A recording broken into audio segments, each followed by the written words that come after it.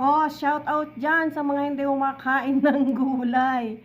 Alam nyo ba na ang patola o sponge gourd o kilala sa angled lufa o ridge gourd, ito ay niluluto at igigisa mo lang sa chicken o anumang karne ng baka o pwede rin hipon.